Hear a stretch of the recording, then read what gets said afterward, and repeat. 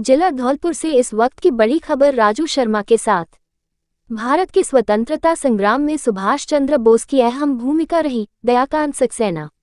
आज दिनांक 23 जनवरी 2024 को जागृति समिति धौलपुर द्वारा राजरानी शिक्षा निकेतन हरदेव नगर पर सुभाष चंद्र बोस की 127वीं जयंती मनाई गई। इस अवसर पर कार्यक्रम को संबोधित करते हुए अखिल भारतीय चित्रांश वंशज महासभा के प्रदेश उपाध्यक्ष दयाकांत सक्सेना बताया कि सुभाष चंद्र बोस का जन्म 1897 में उड़ीसा के कटक में एक कायस्थ परिवार में हुआ था। शुरू से ही बहुत बुद्धिमान थे। उनकी स्वतंत्रता संग्राम में बहुत अहम भूमिका रही। नेताजी ने एक नारा दिया, तुम मुझे खून दो मैं तुम्हें आज़ादी दूंगा। राज्य स्तर पर सम्मानित शिक्षाविद अलका सक्सेना ने कहा कि नेताजी का सन 1920 में इंडियन सिविल सर्विसेज में चौथा स्थान पर चयन हुआ था, लेकिन देश की आज़ादी के लिए उन्होंने इससे त्यागपत्र दे दिया और देश की स्वतंत्रता संग्राम में कूद गए और आज़ाद हिंद फौज बनाए। अखिल भारतीय चित्रांश महासभा के जिला सचिव अशोक कुलश्रेष्ठ ने भी कार्यक्रम को संबोधित किया।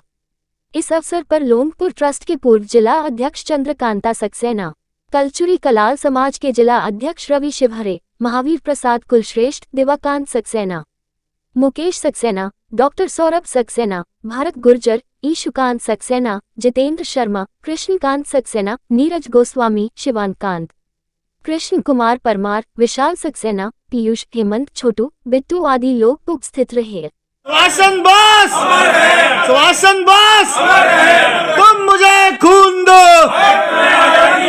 तुम मुझे खून दो।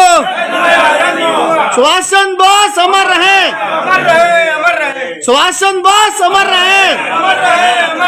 तुम मुझे खून दो, तुम मुझे खून दो। भारत माता की, भारत माता की। जिले देवो। उड़ीसा कटक में पैदा हुए नेताजी सुभाष चंद्र बोस ICS में भारत की तरफ से उन्होंने बहुत महत्वपूर्ण स्थान प्राप्त किया और अंग्रेजों की गुलामी नहीं करने के कारण उन्होंने पद से त्यागपत्र दे दिया और जापान में जाकर जो द्वितीय विश्व युद्ध में जो जापान ने इंग्लैंड की तरफ से जो भारतीय सैनिक लड़े उनको बंदी बना लिया था, उनको छुड़ाकर आज़ाद हिंद फौज का गठन किया। रास बिहारी बोस जी उनके साथ थे।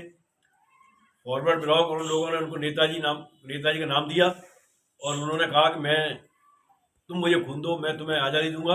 और उसके बाद उन्होंने दिल्ली चलो का नारा दिया और देश को आज़ाद कराने में नेताजी सुभाष चंद्र बोस की बहुत महत्वपूर्ण भूमिका है। ये देश कभी उनको नहीं मिला।